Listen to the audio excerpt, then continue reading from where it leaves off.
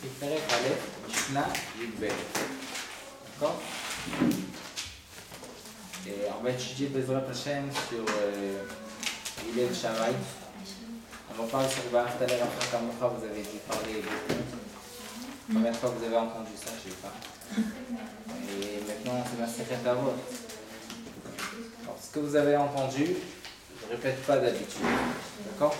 Et ce qui est cachot avec Hillel, avec rapport à Hillel, c'est quelque chose d'autre. C'est notre Mishnah. Nous, on dit Masechet Avot ici, mais Masechet Avot, c'est...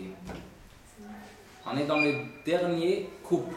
On a dit Amas Koufat Azougot, la période des Zougot, des couples, et après ça, il y en a la période des Tanaïm. Ouais, 24 000 Talmidim de Rabbi Akiva, c'était tous des Tanaïm.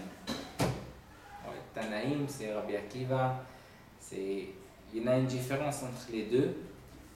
Et aujourd'hui, on va étudier sur Hillel et Shammai, le dernier couple, qu'ils étaient après Shmaya et Avtalion. D'accord? Alors, vous avez lu la Mishnah? Ouais? Mishnah Yud Bet. Perek Aleph, Mishnah Yud Bet. D'accord? Hillel et Shammai, Kiblou Mehem. De qui ils ont reçu? De Shmaya et Avtalion. Toujours, Kiblou Mehem, c'est-à-dire ils ont reçu de Shmaya et Avtalion. Hillel Omer, Eve Mitalmidav Shel Aaron. Vous connaissez ce Eve Mitalmidav Shel Aaron? Ouais. Tout le monde a entendu, non?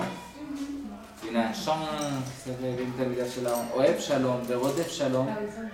Ouais, Oev Shalom, c'est d'aimer la paix. Verodef Shalom. Ouais, pas. Comment on dit? La poursuivre. Poursuivre après le Shalom, c'est la paix. Ouais. Oev et Abriot. Ou Mekarvan la Torah. Si Oev et Abriot, si on aime notre prochain, on les amène qui voudront étudier la Torah. C'est-à-dire, si on est dur, d'habitude ils n'aiment pas entendre la Torah. Si on veut que tous aiment la Torah, ils vous regardent comment il est le maître, si le maître il a des bonnes midotes, tout le monde vient chez lui pour l'entendre sa Torah. Et on va voir, ça c'était Hillel. Dans cette Mishnah, il était très très anav. Vous savez c'est quoi anav? Oui. Il avait une anava, humble, très humble.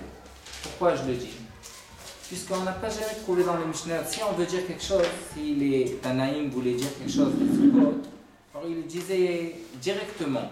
Regardez, Avtalion Omer, Chachamim Izaru B'divrechem. Mais il est tellement humble, on a dit. Il était tellement humble qu'il a dit Eve Mitalmidav Shel Aaron.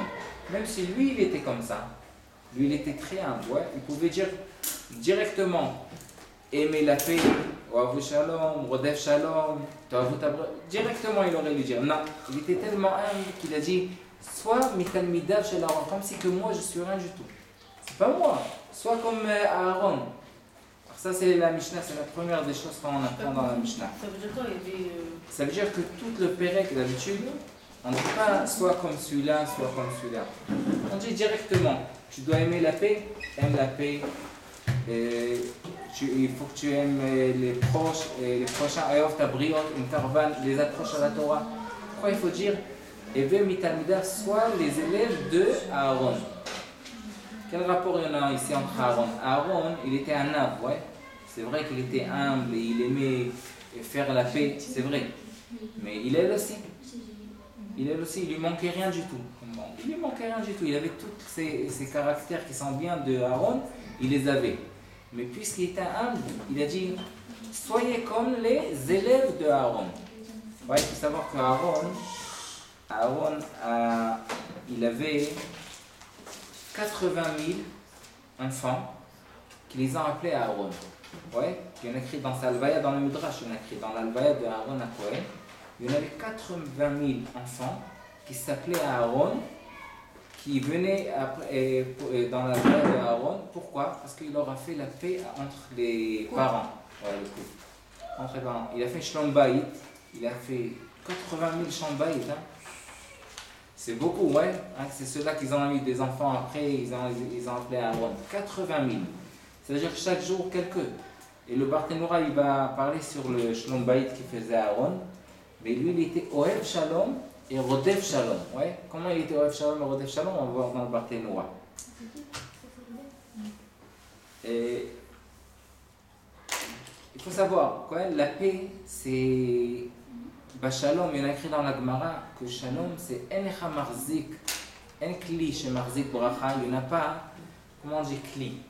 Quelque chose... C'est un ustensile. Un ustensile qui reçoit la Bracha. Ouais, si on veut recevoir la Bracha, d'habitude, si on a besoin de quelque chose, on prend un Kli, ouais, un verre, on va dire, ouais, et on doit mettre la Bracha là-dedans, ouais.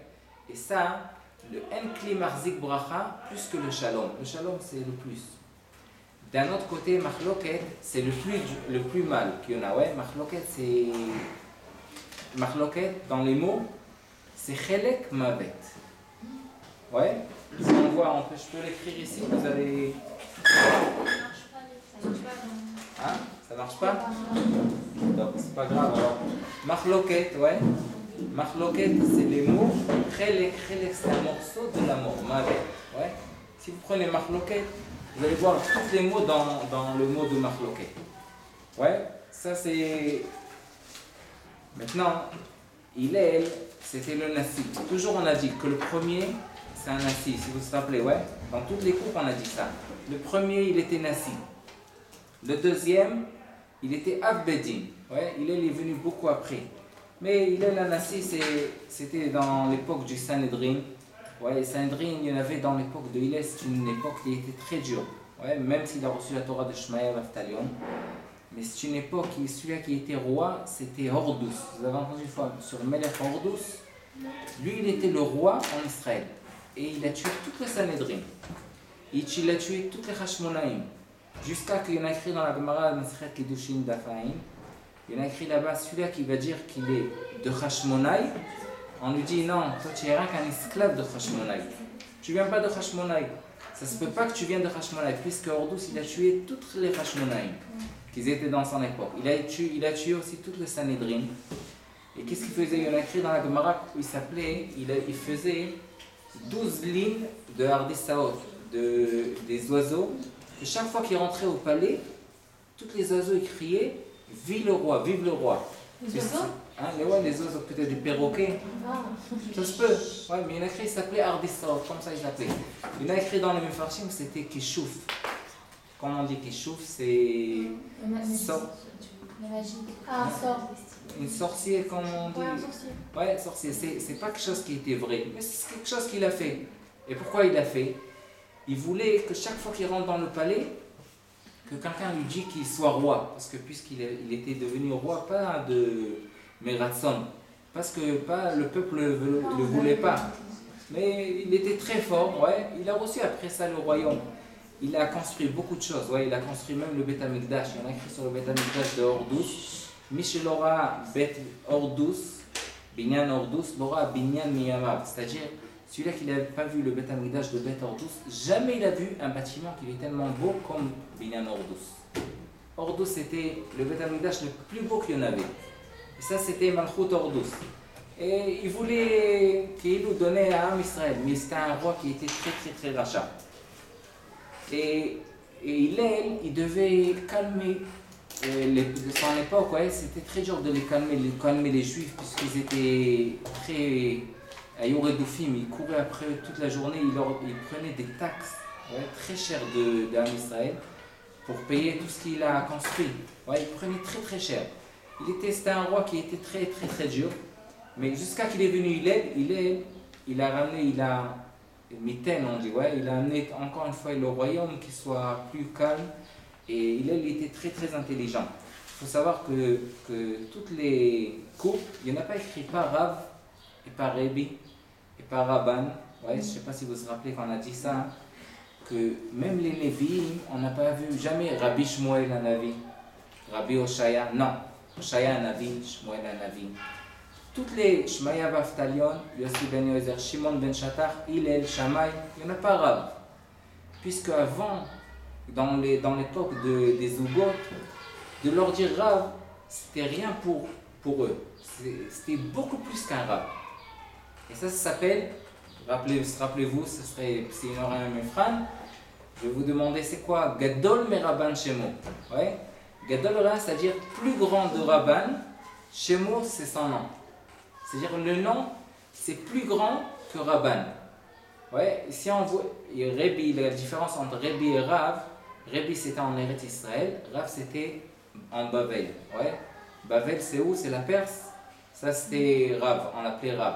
Mais il faut savoir Rabban, Rabbi, Rav, tout cela c'est moins qu'on appelle leur nom. C'est-à-dire leur nom, Moshe, ils l'ont appelé Moshe Rabbeinu, Aaron, mais il n'y avait pas un Rabbi Moshe, pas Rav Shmuel, toutes les Nevi, Moshaya, Scharia, Haggai, Daniel, tout cela sans Rav. Parce que Gadol Meraban, rappelez-vous, Gadol Meraban Shemo. Ouais. Plus grand que Rabban, Rabban c'est Rav, ou Rabban Gamliel. Rabban Gamliel c'est aussi fort. Ouais, Rabban Gamliel c'est plus fort que Rabbi. D'accord? Ça marche comme ça. Le nom, c'est le premier, c'est un plus Chashuvim, comment on dit Chashuvim? Important. Plus important. Après le deuxième, c'est Rabban, Rabban Gamliel, Rabban Yeshua, et toutes les Rabban, ouais. Et il y en a le troisième, c'est Rabbi, après ça c'est Rab. Quand on dit que le nom, c'est Alors pourquoi ouais. c'était Rav Youssef par Rabbi Youssef? Parce que c'est dans notre époque. Notre époque, Oui, mais c'est on dit tous bien le Rabbi. Rabbi du Lubavitch.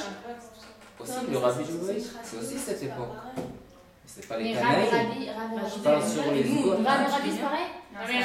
Ouais, Rab et Rabbi, c'est aujourd'hui, c'est Ah, pareil. aujourd'hui, c'est pareil. Ouais. Non, j'ai dit la différence entre eux, puisqu'on voit beaucoup de fois Rav et Shmuel, on voit beaucoup de fois dans le Gemara Rav et Rabbi.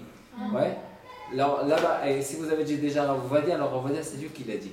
Ouais, c'est lui qui l'a dit sur Hidush là que chaque fois qu'il y en a Rabbi c'est de Eretz Israël et Rav c'est dans Babel. Ouais, c'est moins puisque Eretz Israël elle est plus haute. Ouais. Eretz Israël c'est plus. On a dit dans les Dargot, ouais, Dargot c'est-à-dire les. Ouais, alors d'abord, leur nom, ça c'est Gadol Mereh Ben Shimon. Donc ça c'est la différence entre l'époque des Zougot et l'époque des Tanaïm d'aujourd'hui. D'aujourd'hui? Hein? Non, l'époque après. Ouais, après. Les Tanaïm, c'est quoi?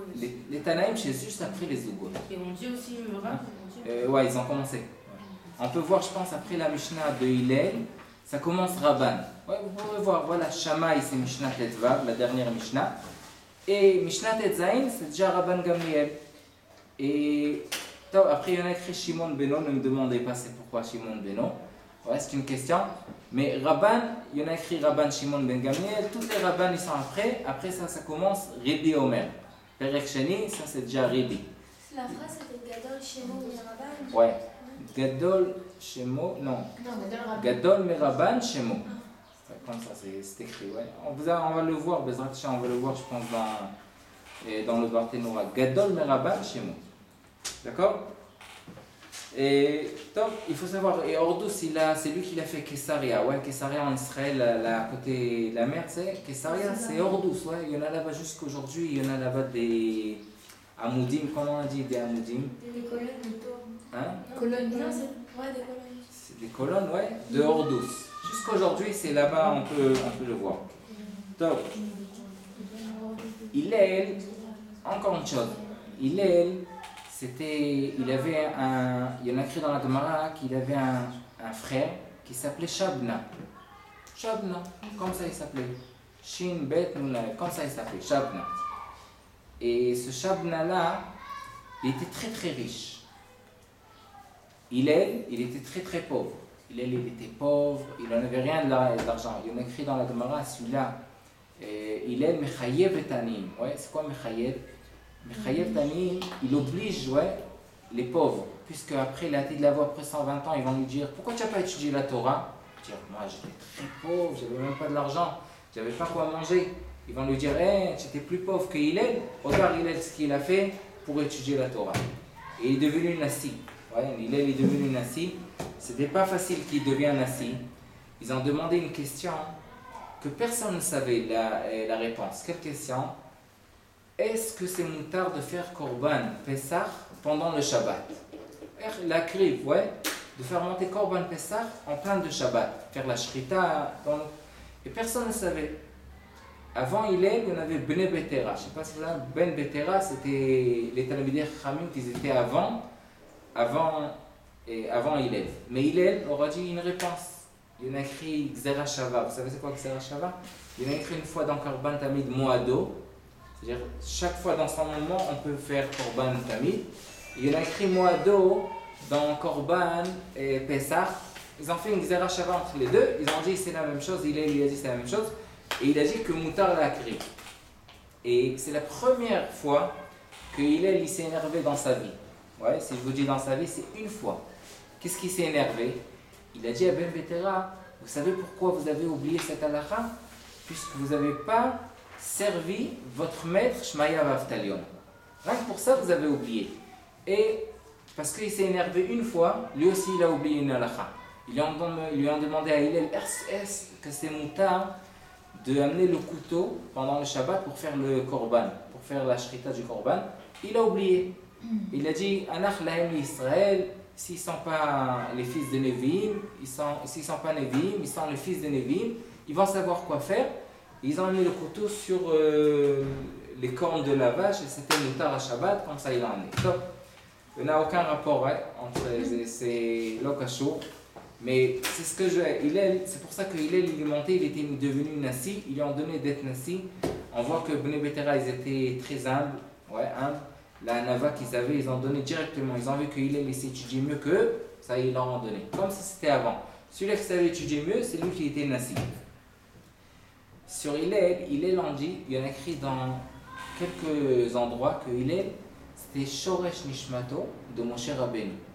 Comme que Moshe Rabbeinu, même Rabbi Shimon Bar Yochai, comme que Moshe Rabbeinu nous a amené la Torah, dans l'époque de Hillel, c'est lui qui nous a ramené la Torah. Puisqu'il y en a des époques, comme notre époque là, qu'on ne peut pas donner la Torah en forcement, d'être dur. Chizkia disait, celui-là qui ne savait pas cette halakha, celui-là qui sortira dehors, il dakir bachereb. Il mettait une épée au Beth Midrash. Chez Hillel, ce n'était pas comme ça. Même si Hillel, c'était une autre époque. Hillel, c'était l'époque de Ve'afta l'eracha kamocha. Oev tabriot et après Mekarvan la Torah. Ça, c'était Hillel. Hillel, c'était quelque chose d'autre. La Torah qui nous a amené Hillel, c'est une autre sorte de Torah. Et il faut savoir qu'il y en a écrit que Hillel et Moshe, c'est presque la même chose. Pourquoi? Vous savez l'histoire qu'il est monté sur le toit, Hillel, et il y en avait de la neige qui est descendue sur lui. C'est une histoire très connue. Vous savez, l'histoire, c'est simple. C'était comme ça. Il étudiait la Torah de Shmaya Vaftalion. Shmaya Vaftalion, c'était ses maîtres, ses 2 maîtres. Il faisait tout pour étudier la Torah. Qu'est-ce qu'il faisait? Il gagnait par jour le trafic. Le trafic, c'était 10 dinars. Qu'est-ce qu'il faisait? La moitié, il donnait aux chômeurs, aux gardeurs du Beth Knesset pour entrer au Beth Knesset pour étudier. Et la moitié, il donnait à sa famille pour la nourriture. Une fois, il n'avait pas d'argent, il n'a pas gagné ce jour-là de l'argent, c'était en plein d'hiver. Qu'est-ce qu'il a fait? Il ne pouvait pas étudier la Torah.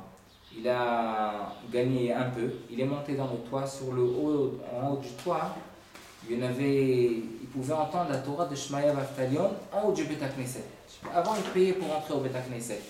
Peut-être sur le tanour, comment on dit, le chauffage, pour chauffer. Alors il fallait payer. Il est monté en haut, ce jour-là, il est descendu beaucoup de la neige. Il y en a écrit dans la Gemara 3 amot, c'est 1,5 mètre.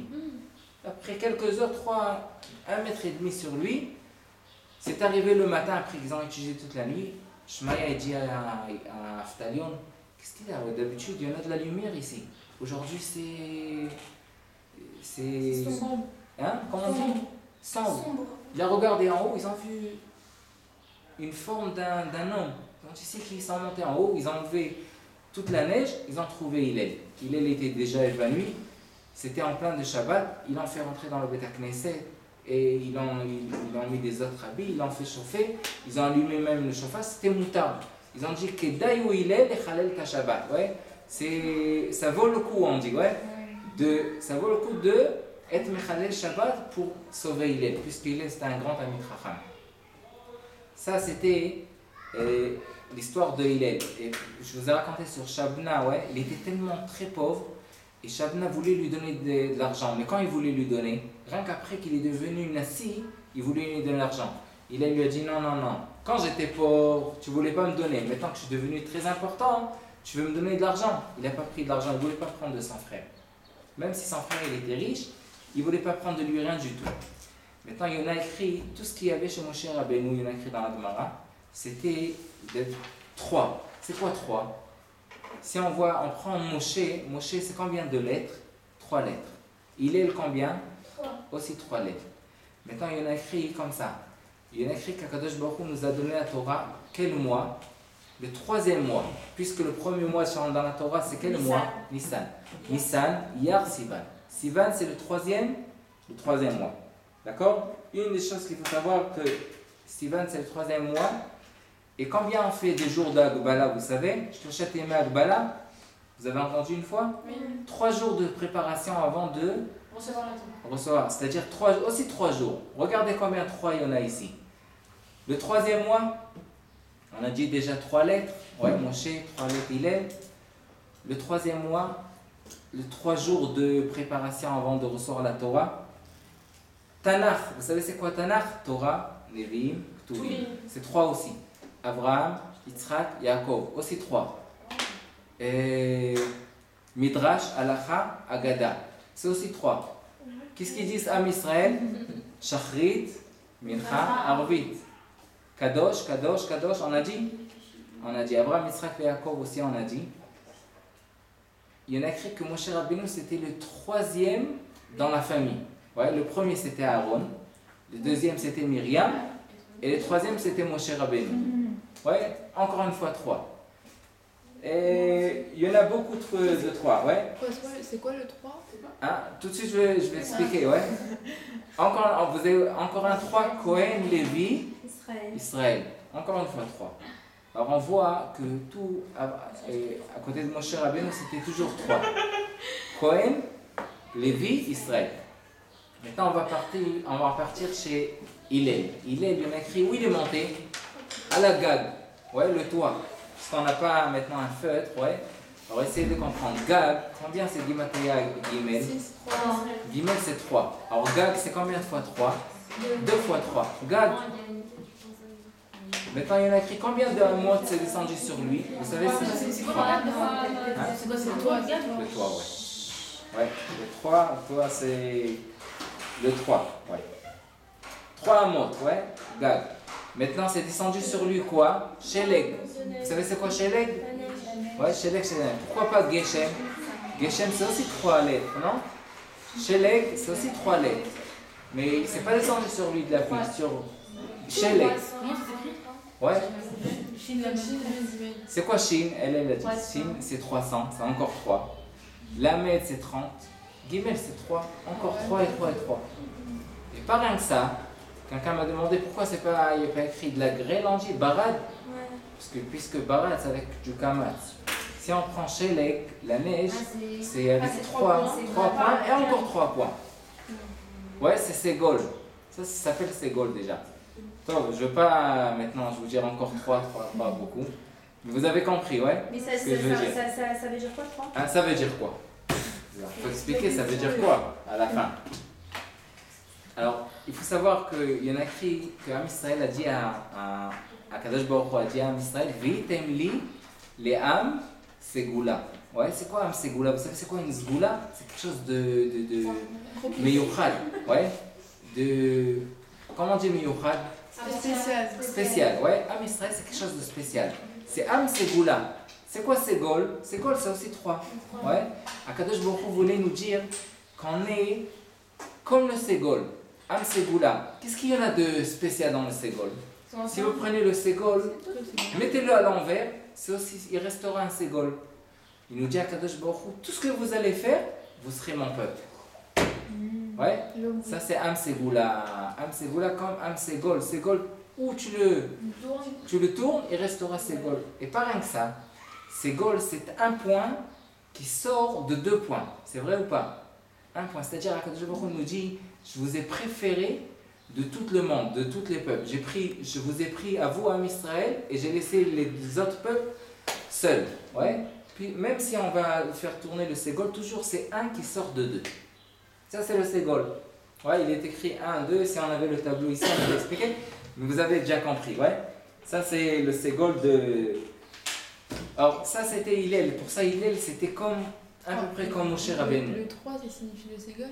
Hein? Ouais, le 3 c'est un an, puisque c'est un écrit, V'itamli les Am Segula. Am Segula c'est un peuple qui est spécial. Ouais, spécial pour moi, c'est Akadosh Baruch Hu nous a préféré de toutes les Asher Bachar Banu Mikol Ha'amim. Ouais, il les a préférés de tous les autres peuples. Nous, on est le peuple qui est préféré. Et ça, c'est ce qu'il y avait. Ça, c'est tout ce que je vous ai dit, c'est écrit dans le Ben Ishraï. Ouais, c'est pas moi qui le dis. C'est écrit dans le Ben Ishraï, toutes les trois, de tous les côtés. Et il y en a encore beaucoup, je voulais pas continuer, mais vous avez compris le principal. Vu que le 3 aussi, il y a un principe de Khazara, c'est que quand il y a 3 choses qui arrivent, bah, c'est obligé que ça s'arrive une 4e fois, non? Hein? Ouais, parce qu'il y en a écrit Bachout, Amshulash. Vous avez entendu une fois sur ça? Non. Ah, c'est quand c'est un nom d'impair, je crois. Ouais, Achot C'est comme les Amshulash. enfants qui L'obimera inatek, justement. Ouais. Aussi, ça restera toujours. C'est quelque chose qui restera toujours. C'est quelque chose qui est fort. Le 3, toujours, il est fort. Ouais, il y en a écrit que 6, lui et son fils, ouais, et son petit-fils sera dans la Torah, toute sa génération, justement. Aussi, ouais, aussi, il y en a écrit beaucoup de choses. C'est pas si on va commencer à dire. Et 3 choses qu'il faut savoir. C'est quoi qui restera dans le Torah? Il y en a écrit celui-là que lui, il étudie bien la Torah, il s'en va dans les chemins d'Akadosh Baruch Hu, alors son fils est comme lui et son petit-fils soit aussi comme lui, alors toute sa génération restera. C'est quelque chose que l'oinatek, ouais, il y en a écrit dans la Gemara, Achotam Shulash, l'obimera inatek, ouais, chaque fois qu'il y en a 3, mais Shulash c'est 3, ouais, l'obimera inatek, c'est pas vite fait qu'il va se déchirer ou se. Comment dire des fois, c'est pas, de se séparer. C'est écrit dans beaucoup de choses. Ouais. Chaque fois qu'on voit 3 choses, on dit que ces 3 choses, c'est quelque chose de fort qui restera. C'est écrit. D'accord? Ok. Maintenant, on a ici aussi 3 histoires sur Hillel. Ouais. Et c'est des histoires qui ont un rapport entre eux. Ils sont très importants. La première histoire, si vous savez, je vais passer. Ouais, la première histoire est très connue. Tout le monde sait l'histoire avec Gaïreni. Al-Regel Achat, c'est-à-dire me convertir sur un pied. Tout le monde doit savoir. C'est une histoire très connue. Mais c'est pas ça. C'est encore une histoire, garde-le si vous vous rappelez. Ceux-là qui ne se rappellent pas, je vais leur raconter vite fait. Mais la première histoire, c'est aussi très connu. C'était Hillel, Erev Shabbat. Erev Shabbat, c'est le jour où je vous ai dit une fois. Ouais, le jour qu'on s'énerve vite. Ouais. D'habitude, Erev Pesach et Erev Shabbat, c'est les jours qu'on s'énerve très vite. On a besoin de vite faire, ça rentre Shabbat, ouais. C'est pas bien, ouais. Je vous ai dit une fois, c'est pas bien. Ouais, je parlais une fois ici, je vous ai dit qu'ils ont demandé à un garçon où il est à Kadosh Baruch Hu. Il a dit à la baignoire, ouais. Alors, ils lui ont demandé pourquoi tu dis comme ça. Il dit, ouais, chaque vendredi, ma mère tape sur la porte très fort. Elle me dit, Ribono Shalom, t'es Misham. Ouais, c'est-à-dire Ribono Shalom sort de là-bas. Top. Alors, la première histoire, c'est deux gens qui se sont pariés entre eux. Celui-là qui va réussir d'énerver Hillel va recevoir 400 zouz. 400 zouz, c'est pas 400 €, c'est beaucoup plus. D'avant, c'est une grande somme. Qu'est-ce qu'il a fait? Il a dit, moi je peux l'énerver. Quoi, Hillel, de l'énerver, c'est rien du tout. Il est parti chez lui à la maison. Quand il est parti chez lui, vendredi, Yom Shishi, c'est le moment qu'on peut énerver Hillel. Comme ça, il a pensé. Quand il est arrivé, il a attendu qu'il se rende à la baignoire, hein, au milieu, déjà juste avant Shabbat. Il est rentré, il n'a pas dit qui c'est le Nassil, il a dit Mikan Hillel, c'est comme ce que j'appelle à quelqu'un de dehors. Putain, Mikan Hillel. Alors Hillel, il a entendu ça, il a dit une question, Yom Shishi, avant Shabbat, c'est Pikuach Nefesh. C'est quelque chose de très dachouf, comment on dit, très important, ouais. Il est sorti, il s'est habillé, il est sorti chez lui. Il lui a dit, quelle question tu as, mon fils? Alors, il a dit, j'ai une question, une grande question. Pourquoi les Perses ont leur tête qu'elle est ronde? Pourquoi il lui a demandé ça? Puisqu'il savait que Bavel, puisqu'il savait que Hillel, il vient de Bavel. Il vient de la Perse. Il voulait rigoler sur lui. C'est la première question, pour l'énerver. Comment je sais que Hillel est devenu de Bavel? Si vous allez regarder l'autre Mishnah, Mishnah Yud Gimel, Mishnah Yud Gimel, il parle en araméen. Waya Omer, Negat Shma, si vous allez comprendre un mot, je vous donne ce que vous voulez. Negat Shma, Avat Shma, Dela Mosif Yasef, Dela Yosef Tala, en araméen, une Mishnah entière. Puisque il était un araméen. Alors qu'est-ce qu'il lui a demandé? C'est une Mishnah qui est dure. C'est comme compliqué, c'est compliqué. Ouais. Et si vous voulez, Mishnah, Perek Bet, Mishnah Vav, vous allez voir encore une Mishnah là-bas. Encore une Mishnah, c'est de Hillel, une Mishnah en aramien. Il s'est énervé à la fin. Hein? Il s'est énervé à la fin. Non. Hillel. C'est ce qu'il a dit. Alors il a demandé une question que... Qu'est-ce qu'il voulait demander? C'est une question qui ne vaut rien du tout. Ouais. Pourquoi les Perses ils sont nés avec... Ouais. Alors il leur a dit la réponse. Ils sont nés comme ça puisque les sages là-bas, comme ça on dit, mais il y a d'autres, les sages. Sages-femmes, ouais. Les sages-femmes de Babel, ouais, ils sont pas intelligents. Qu'est-ce qu'il leur a raconté? Top, il a fini de demander la question. Il allait retourner pour se baigner. Shabbat, bientôt Shabbat. Après quelques minutes, quand il a vu qu'il a déjà commencé à se baigner, il a commencé à taper chez lui à la maison. Mikan Hillel, encore une fois. Oui, Hillel, j'ai une question. Il s'est habillé encore une fois. Il est sorti, il a dit ouais. Quelle question tu as? Ça, c'est la deuxième question déjà, ouais. Alors, il lui a demandé pourquoi les pieds des Africains, ils sont larges. Les Africains, ils ont des pieds qui sont larges. Hein? Ouais, mais pourquoi ils sont larges? Comme ça, il lui a demandé. Et qu'est-ce qu'il a répondu? Il lui a pas dit tout de suite la réponse. Il a dit waouh, quelle belle question tu as demandé. Ça, c'était Hillel, ouais. J'ai une très bonne question que tu as demandé. Tu sais pourquoi ils sont larges? Puisque où ils vivent, il y en a beaucoup de boue.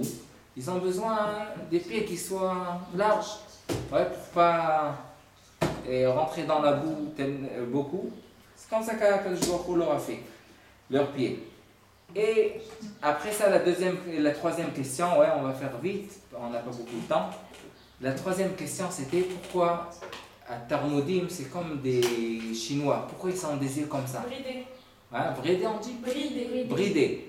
Alors il leur a dit, ouais, il lui a demandé une bonne question, tu as demandé, puisqu'il y en a là-bas beaucoup de tempêtes de sable, ouais, et le sable peut rentrer, c'est pour ça qu'ils ont les yeux bridés, ouais, pour qu'ils rentrent pas, pour que la poussière ne rentre pas, c'est pour ça que je beaucoup les ailes comme ça. Donc, 3 questions, à la fin, il a dit, c'est toi qui dises sur toi que tu es Nassib Israël. Il a dit, oui, pourquoi tu demandes? Il a dit, Chaval que tu es Nassib Israël, c'est dommage. Parce qu'à cause de toi, j'ai perdu 400 zouz. Ouais. C'est 400, c'est beaucoup de l'argent. Il lui a dit, pourquoi tu t'énerves comme ça? Il a calmé.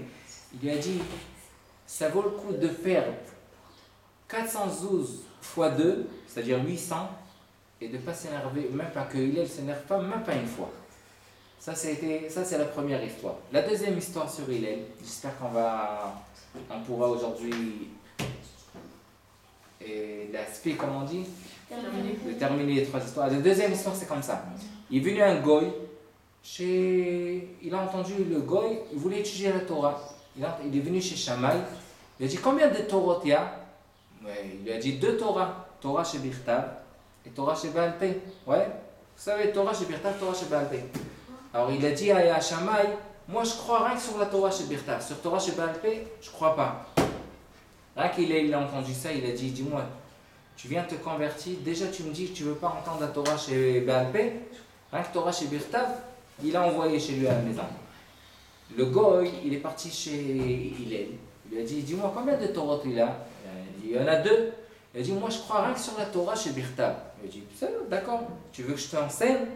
Je peux t'enseigner. Il s'est assis avec lui, il a commencé à lui enseigner. Comment il va lui enseigner maintenant? Il doit lui apprendre le Aleph Bet. Il dit encore, entends-moi bien, ça c'est Aleph, ça c'est Bet, ça c'est Gimel. Le lendemain, il lui demande c'est quoi sur le Aleph? Il lui dit Aleph. Il dit non, ça c'est Gimel. Il dit mais tu m'as fait étudier que c'est Aleph. Il dit mais pourquoi tu me crois? C'est-à-dire quoi? Parce que tu m'as étudié. Alors je dis ah, Torah chez Baal Peh c'est la même chose. Pourquoi à eux tu leur crois pas? À moi tu me crois? Mais c'est la Torah qui passe par génération, alors tu es obligé de leur croire. Hein, qu'il a entendu ça. Il était Midgayer, il s'est converti, il s'est approché à la Yadout, ouais, il s'est converti. Pourquoi? Parce qu'il a reçu, même si au début il a dit qu'il veut étudier un Torah chez Birtav, mais il a appris, c'est qu'on ne peut pas apprendre un Torah chez Birtav. On ne peut pas apprendre. Ouais, s'il y en a écrit de mettre des tefilines, comment on va savoir que les tefilines sont noirs? C'est pas écrit dans la Torah. Et comment on doit savoir que les tunis, ça doit être carré. Et c'est quoi Shabbat, c'est quoi... Chaque chose, on doit savoir. On a besoin des deux Torah ensemble. Et la troisième histoire, c'était une fois un goy qui est passé dans le Beth Knesset, il a entendu que le Kohen Gadol, il met Rochen, Tzitz, toutes les habits du Kohen Gadol. Il dit quelque chose de beau comme ça avec de l'or, moi aussi je veux. Moi aussi je veux. Il est parti chez Shammai, il a dit je veux étudier, je veux être Kohen Gadol. Hein, que Shammai l'a entendu, il a dit dis-moi, il est fou celui-là. Un goy, il ne s'est même pas encore converti, il veut devenir déjà Kohen Gadol, il veut avoir les habits. Donc, il a envoyé chez lui à la maison, il est venu chez Hillel, il a dit ah tu veux être Kohen? Pourquoi pas? Bientôt tu vas être Kohen, mais il faut étudier avant que tu sois roi, tu dois étudier comment être roi. Il a dit si tu veux être Kohen, tu dois étudier comment être Kohen. Ils ont commencé à étudier. Ça, c'est comme ça on allume la menorah. Ouais, il a commencé à étudier avec lui toutes les psukim du Kohen Gadol. Ils sont arrivés à un passage, il y en a écrit Ve'azar hakarev yuma. Ouais, si quelqu'un de simple qui rentre dans le Beth Amikdash, il faut le tuer. Alors il a demandé dis-moi ce passouk, c'est sur qui c'est écrit? Il a dit ce passouk, c'est écrit même sur mon grand-père de Hillel. Vous savez c'était qui le grand-père de Hillel? C'est David Ameler. Même David Ameler s'il rentrera, ouais, même si David Ameler il rentrera dans le Beth Amikdash, il faut le tuer puisqu'il n'est pas Kohen. Alors il a dit à Hillel, waouh, si c'est comme ça, alors moi je suis goy, comment je vais rentrer? Il a compris. Et il s'est converti. Quand il s'est converti, il est parti, il s'est marié, il a eu 2 enfants. Le premier il a appelé Hillel, et le deuxième il a appelé Gamliel sur le petit-fils de Hillel, et tout le monde les a appelés les enfants de Hillel. Ouais. Et ça, il y en a 3 histoires. La troisième histoire c'est sur Gaïreni al-Regel Achad, dans l'autre Shéo. On a encore 2 minutes, d'accord? On a 2 minutes, c'est bien. Ces 3 histoires, vous savez, on a dit que le monde est tenu sur la Torah, sur la Avoda, sur Gemilut Chasadim. La première histoire sur la Torah qui voulait utiliser les 2 Torot, ça c'est contre la Torah. La deuxième histoire que je vous ai racontée sur Kohen c'est Avoda, on a dit le Korbanot, ouais. Ça c'est Keneged Kohen Gadol. Et la troisième histoire que je vous ai pas racontée, ouais, qui voulait se convertir, il lui a dit Va'afta l'eracha kamocha zeklal gadol batorah. Ça c'est Keneged Chesed Gemilut Chasadim. D'accord? Alors sur 3 choses le monde tient, et c'est ça, c'est les 3 histoires que Hillel. Pourquoi? C'est pour ça qu'ils les ont amenées. Il y en avait beaucoup d'histoires, ouais, mais ces histoires c'est Keneged Torah, Avoda et Gemilut Chasadim, et sur ça le monde est tenu. On va continuer, hein? La Voda, c'est sur celui qui veut énerver Hillel. Non, c'est sur cette histoire, non, mais c'est sur celui-là qui voulait devenir Kohen Gadol. Ah. Ouais, et Kohen Gadol c'est la Avoda, ouais, Avodat Beth Amikdash. Okay. D'accord? On n'a pas étudié